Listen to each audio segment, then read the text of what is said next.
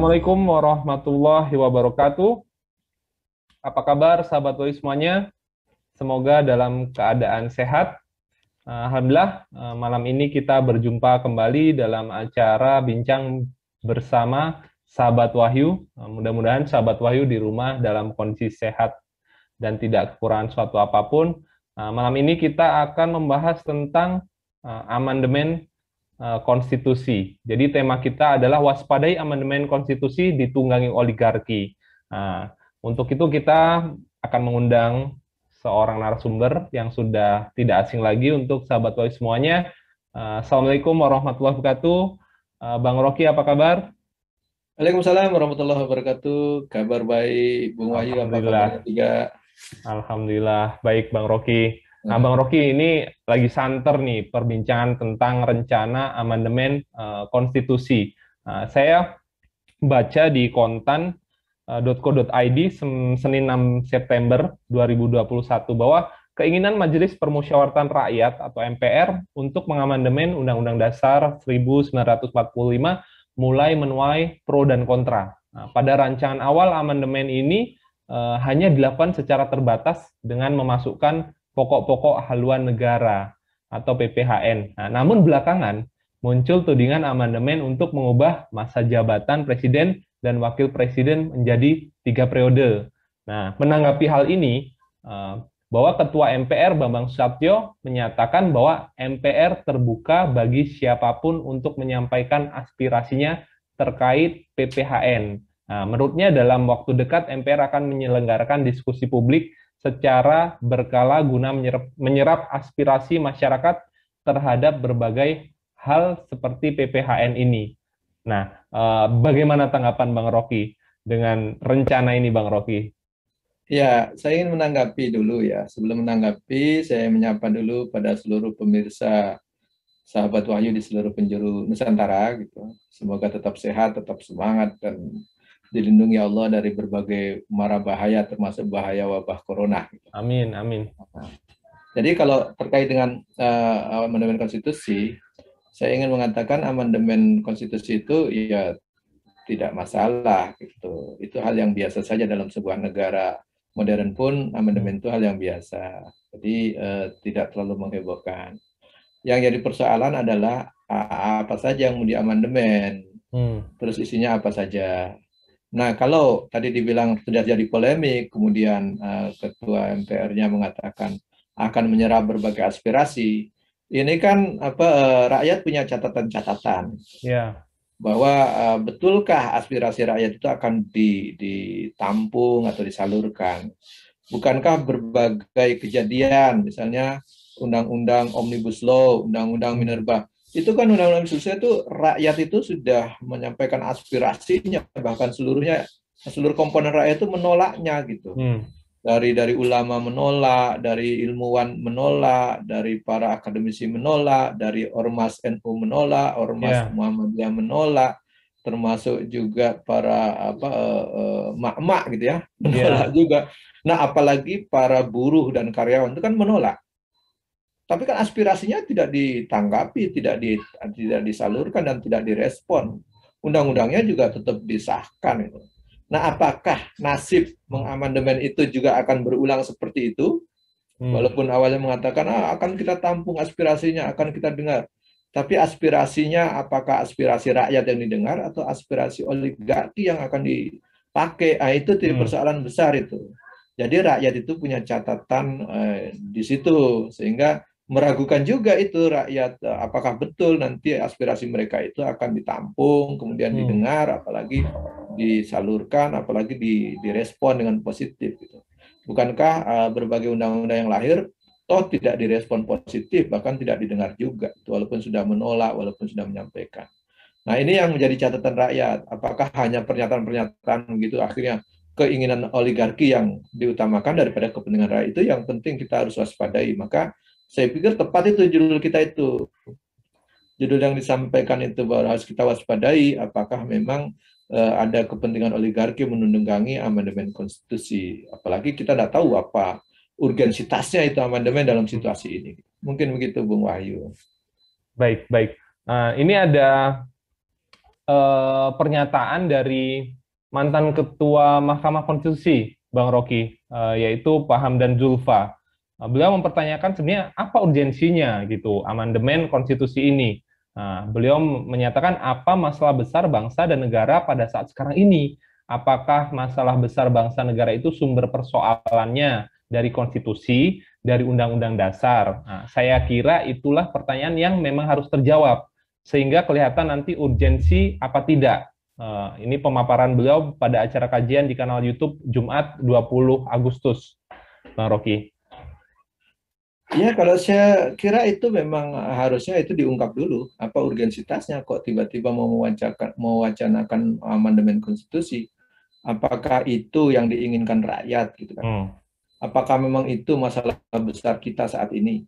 Bukan, karena kalau masalah besar rakyat saat ini kan persoalan kesehatan dan ekonomi gitu. Iya. Itu kan masalah kesejahteraan sehingga muncul mural aku lapar kan gitu. Iya. Nah, itu harusnya yang jadi persoalanku bagaimana membuat tidak lapar lagi rakyat atau tidak sampai kena PHK atau tidak sampai dia kehilangan kemampuan daya beli gitu. Atau bahkan sampai dia jangan sampai kehilangan kesehatannya. Jadi kalau menurut saya justru di situasi yang sekarang ini yang menjadi permasalahan utama bukan amandemen konstitusi. Justru pemerintah harus fokus menyelesaikan persoalan ekonomi di mana hutang begitu menggunung, aset-aset kita sudah dijaminkan, misalnya terus tambang kekayaan alam kita sudah dikelola oleh pihak asing dan pihak lainnya gitu, tidak digunakan untuk sebesar-besar kemakmuran rakyat. Juga dari segi kesehatan rakyat juga sedang banyak yang sakit, bahkan kena korbannya meninggal sampai ribuan itu korban jiwa itu kan gitu. Jadi ini harusnya yang jadi fokus, bukan amandemen konstitusi tapi fokus untuk melayani rakyat. Harusnya saya pikir itu yang menjadi persoalan utama. Saya pikir itu juga penting itu direspon. Mana sih urgensitasnya? Apakah memang begitu mendesak untuk amandemen konstitusi atau yang harus mendesak itu justru menangani wabah, kesehatan, ekonomi dan seterusnya tadi itu. Baik, kemudian Bang Rocky, sebenarnya apakah Indonesia ini pernah melakukan amandemen konstitusi, Bang Rocky? Karena seolah-olah ketika ada pernyataan amandemen itu menjadi sesuatu yang sakral sekali, Bang Rocky. Ya, kalau pengalaman negeri ini kan konstitusi itu bukan sekali amandemen, diganti. Jadi kita pernah punya konstitusi Undang-Undang Dasar 45 dari 18 Agustus 1945. Tapi tanggal 27 Desember 49 itu kan langsung diganti itu, bukan di amandemen lagi, ganti. Jadi konstitusi RIS gitu. Jadi dengan berubah jadi konstitusi RIS itu bahkan bentuk negara kita berubah itu. Berubah, jadi tidak harga mati lagi itu, dari negara kesatuan berubah menjadi negara federal. Oh, jauh sekali itu. Jadi negara federasi kita.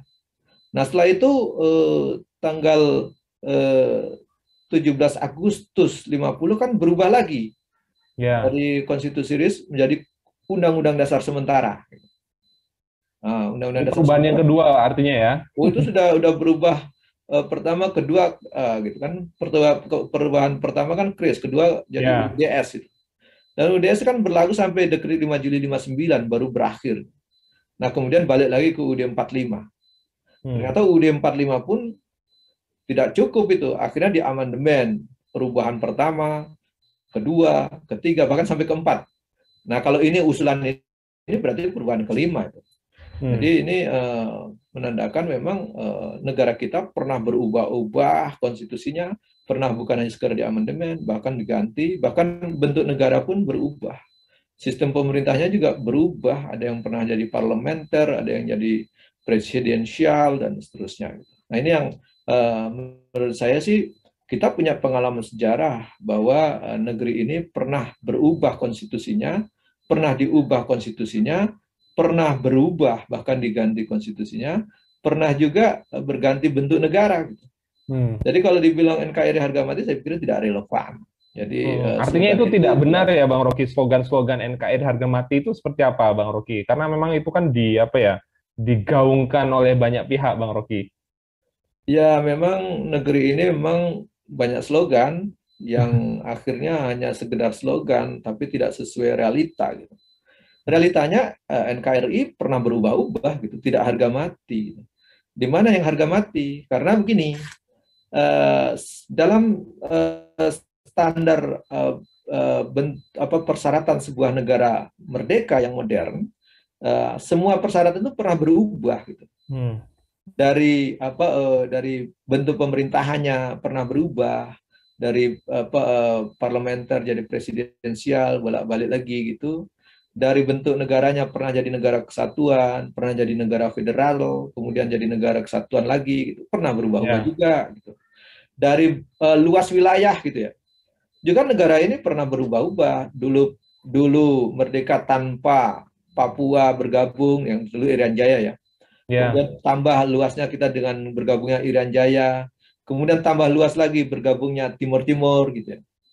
Itu wilayahnya. Kemudian di era selanjutnya Timur Timur lepas kembali kan gitu, berkurang lagi wilayahnya. Jadi kalau dilihat dari wilayah juga nggak harga mati gitu, berubah-ubah juga.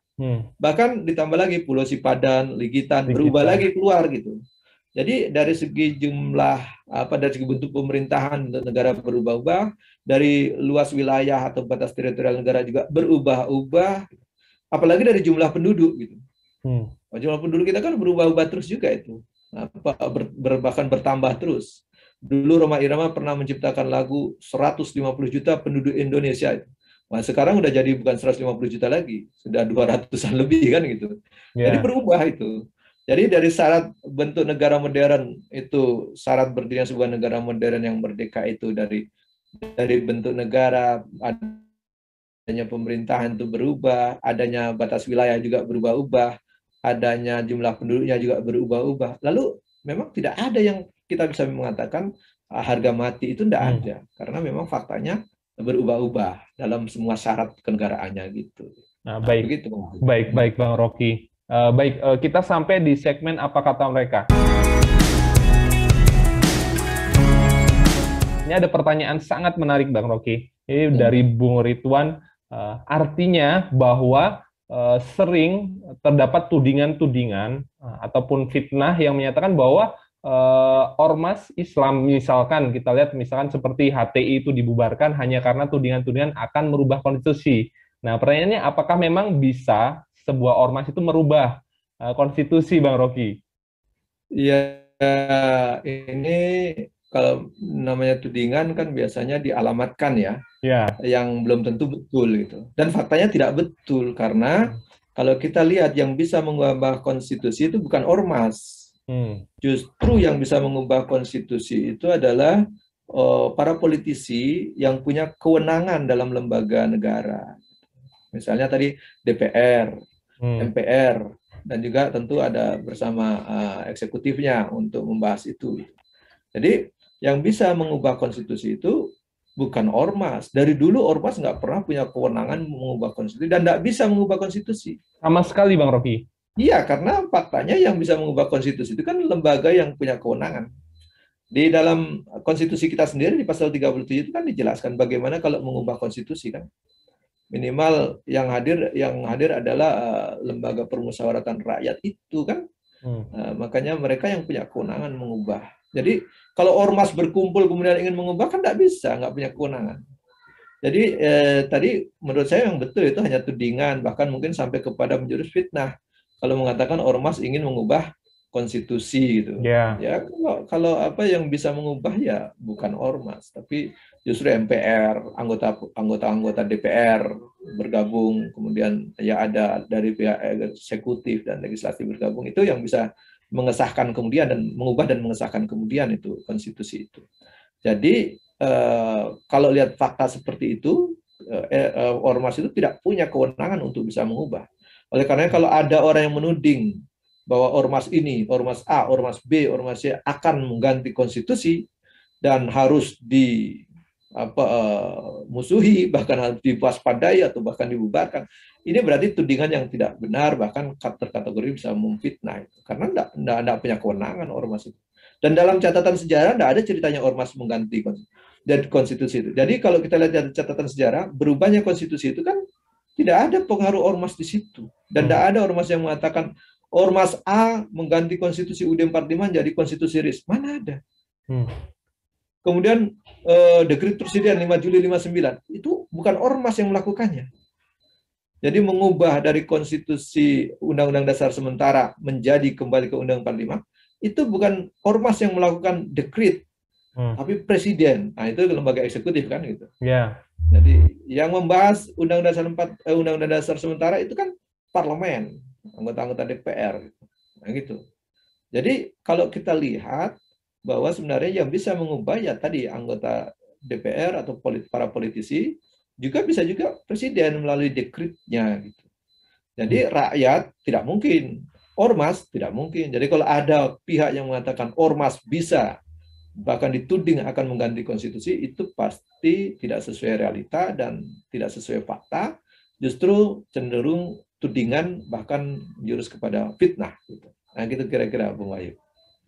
Baik. Nah, ini ke isu berikutnya Bang Rocky. Ini yang selain tadi konstitusi itu ada isu terkait juga yang masuk dalam amandemen ini adalah terkait 3 periode.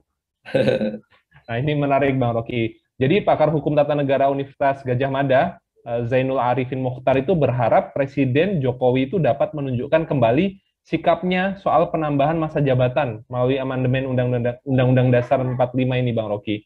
Jadi meski sudah pernah menyampaikan sebelumnya, namun menurutnya Jokowi harus menunjukkan sikapnya di saat isu amandemen Undang-Undang Dasar 1945 kembali mencuat. Nah, karena Zainal ini masih ingat ketika Jokowi dengan tegas menyatakan isu 3 periode itu dihembuskan oleh orang-orang yang ingin mencari muka. Nah, kemudian Jokowi juga menyampaikan kalau amandemen Undang-Undang 1945 itu merupakan kewenangan dari MPR RI.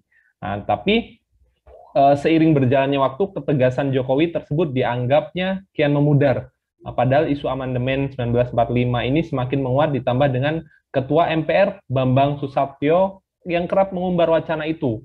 Sehingga menurutnya itu menjadi waktu yang tepat untuk Jokowi kembali menyampaikan sikapnya kepada publik. Apa tanggapan Bang Rocky terkait ini? Saya pikir memang perlu dipertegas ya. Walaupun mungkin kalaupun Pak Jokowi mempertegas bahwa saya tidak suka dengan 3 periode misalnya. Ya. Tapi kan publik juga punya catatan.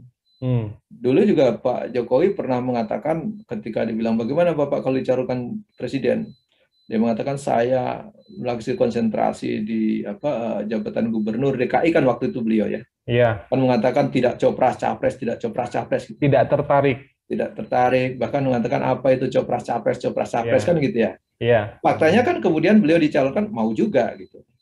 Nah, jangan sampai publik itu masih punya ingatan itu dan mengatakan, oh, kalaupun Pak Jokowi mengatakan saya tidak suka atau tidak setuju dengan 3 periode, di waktu yang saat tibanya tadi, nanti gitu.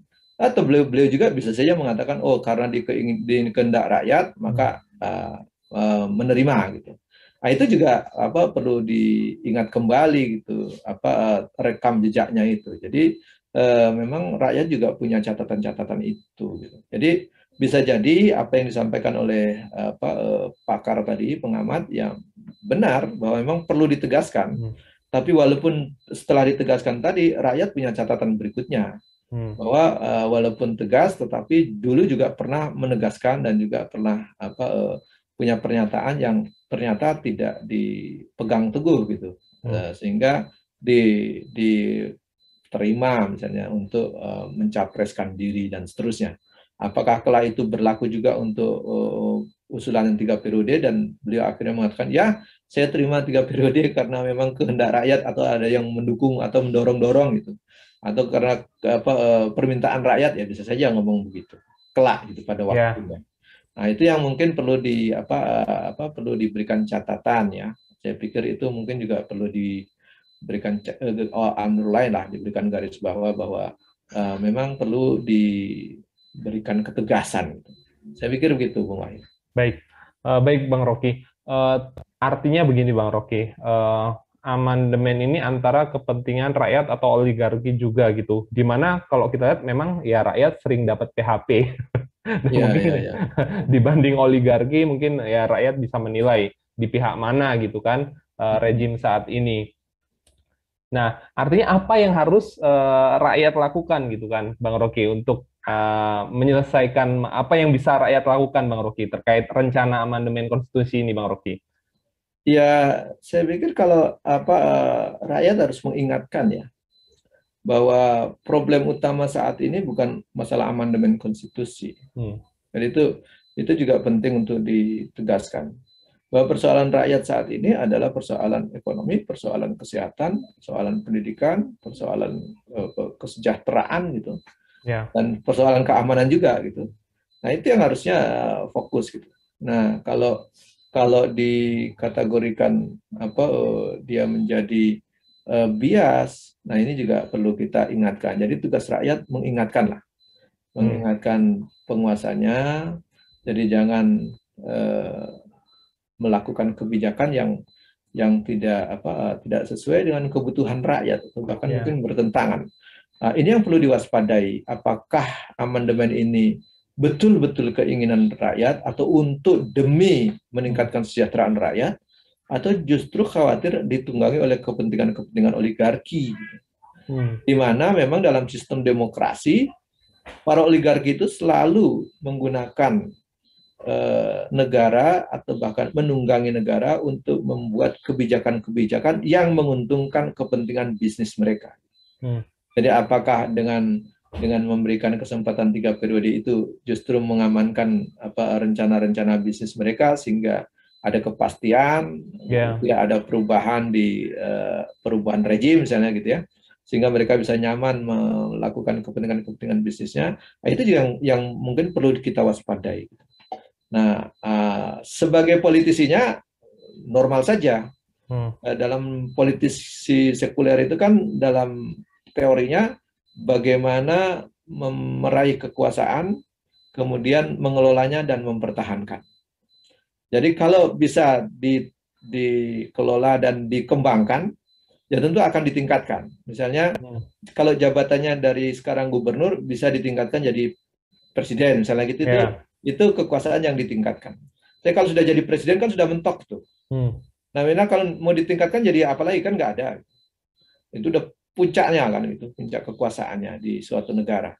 Maka yang bisa dilakukan bukan memperbesar kekuasaannya, tetapi memperpanjang waktunya, gitu paling. Dan tentu kalau tabiat politis sekuler, tentu dia ingin juga memperpanjang kekuasaannya, minimal dari segi waktunya.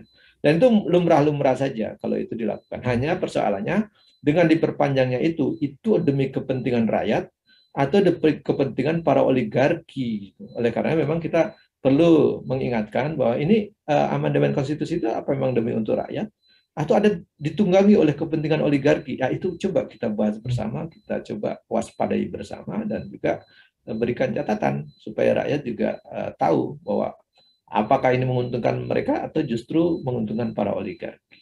Dalam Islam itu adakah istilah konstitusi itu sendiri? Dan kemudian apakah memang bisa diamandemen dalam pandangan Islam, Bang Rocky?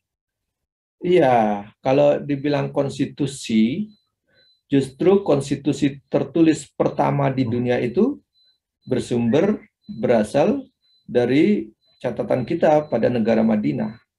Yang disebut kemudian adalah Madinah Carta atau Piagam Madinah. Piagam Madinah. Yang terjadi tahun 622 Masehi. Jadi abad ke-7 itu umat Islam sudah punya konstitusi. Dan negara Madinah itu adalah negara Islam pertama di dunia sebagai negara yang pertama kali punya konstitusi tertulis di dunia. Yaitu tahun 622. Sementara Inggris itu baru punya konstitusi 1215. Artinya sekitar 600 tahun kemudian, 6 abad kemudian baru Inggris punya konstitusi yang disebut dengan Magna Carta. Amerika baru punya konstitusi 500 tahun kemudian, di tahun 1779 itu. Jadi kalau kita lihat memang Islam sudah punya konstitusi dan menjadi kiblat konstitusi tertulis pertama di dunia. Jadi apakah di Islam punya konstitusi? Justru Islam yang memberikan contoh ada konstitusi. Itulah Piagam Madinah. Dan di Piagam Madinah itu salah satu klausulnya disebutkan apabila terjadi perselisihan di antara mereka, masyarakat, maka harus dikembalikan keputusannya kepada Allah dan Rasulullah Muhammad SAW. Artinya artinya dikembalikan kepada Allah dan Rasulnya. Kalau sekarang tidak ada Allah dan Rasulnya, diwujudkan dalam kembalinya kepada Allah dan Rasulnya itu dalam kitab suci Al-Quran dan Sunnah. Allah itu dalam kalamullahnya yaitu kitab suci Al-Quran, Rasulullahnya itu di dalam konteks Sunnahnya. Bagaimana contoh mengaplikasikan. Jadi apakah mungkin diamandemen dalam konstitusi Islam? Ya, kalau konstitusi itu bukan kitab suci, sehingga bisa diamandemen gitu. Yang pasti amandemennya tidak boleh bertentangan dengan kitab suci. Nah, itu kalau dalam versi Islam. Nah, dalam konstitusi negara sekuler, ini persoalan.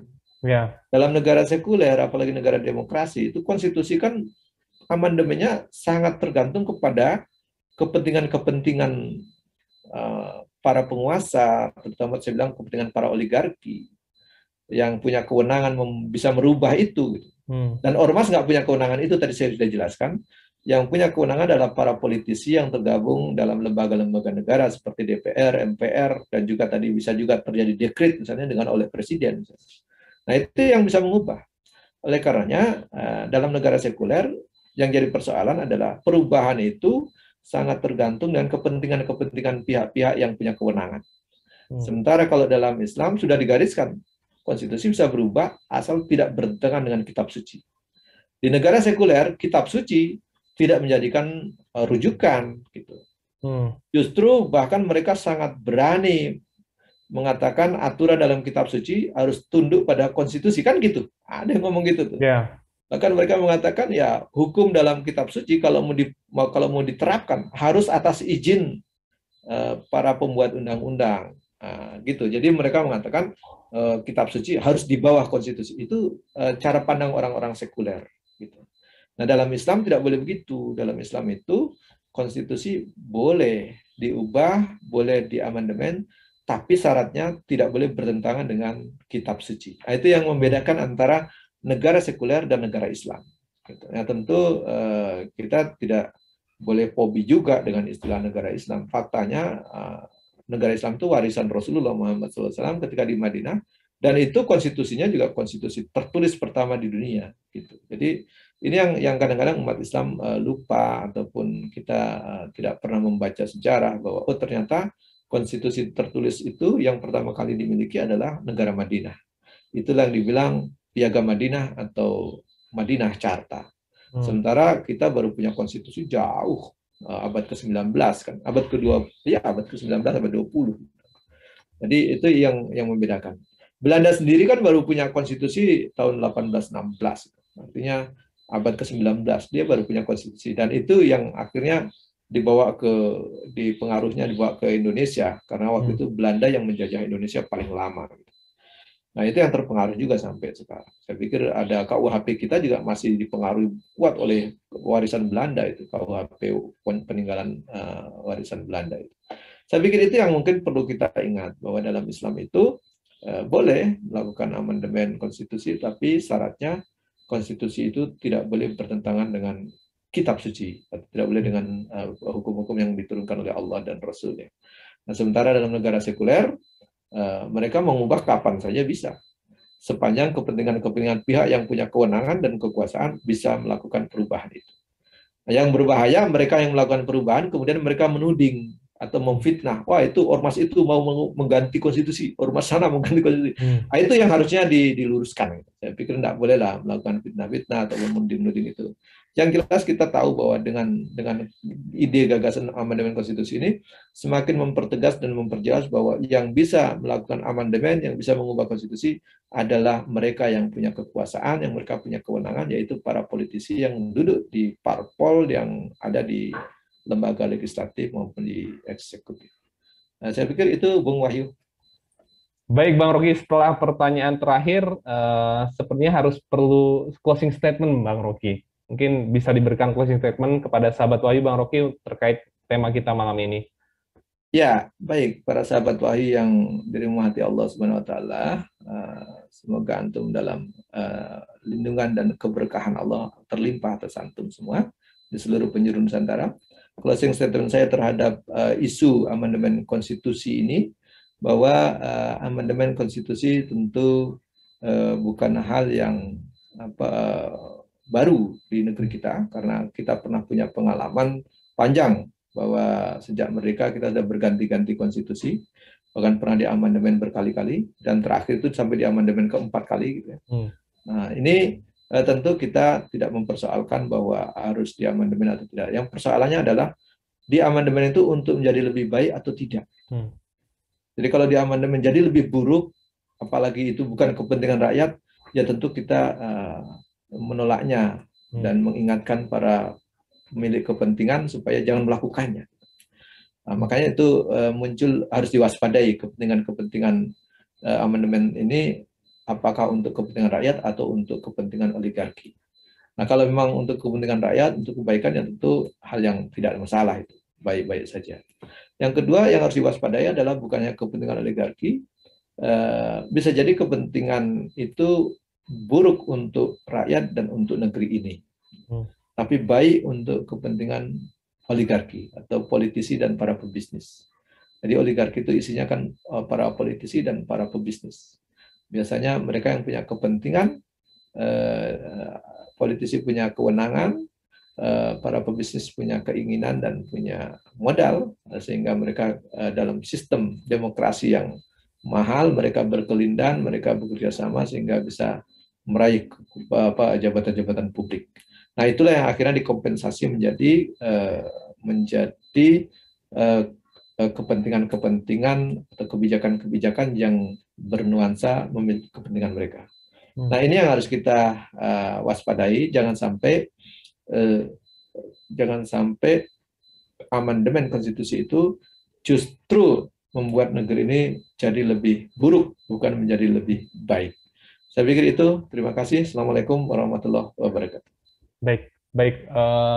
Terima kasih banyak Bang Rocky atas sharingnya malam ini. Jadi memang rakyat, kita kembalikan kepada rakyat terkait rencana amandemen ini. Apakah memang ini kepentingan rakyat atau kepentingan oligarki? Nah, untuk itu tema malam ini, waspadai amandemen konstitusi ditunggangi oligarki.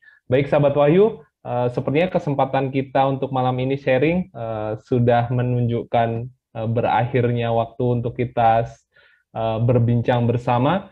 Namun saya ingin bertanya kepada sahabat Wahyu, nanti bisa ditulis di kolom komentar bahwa setuju atau tidak dengan rencana amandemen konstitusi yang akan dilakukan. Kemudian silahkan berikan komentarnya dan apa alasannya. Nah, mungkin kita akan bertemu lagi di sesi selanjutnya. Apabila ada salah kata dari saya mohon maaf. Dan kepada Bang Rocky, saya ucapkan terima kasih banyak Bang Rocky atas waktunya. Mudah-mudahan kita bisa bertemu lagi di tema yang lebih baik dan lebih oke. Sampai jumpa, sahabat Wahyu semuanya. Assalamualaikum warahmatullahi wabarakatuh. Waalaikumsalam warahmatullahi wabarakatuh.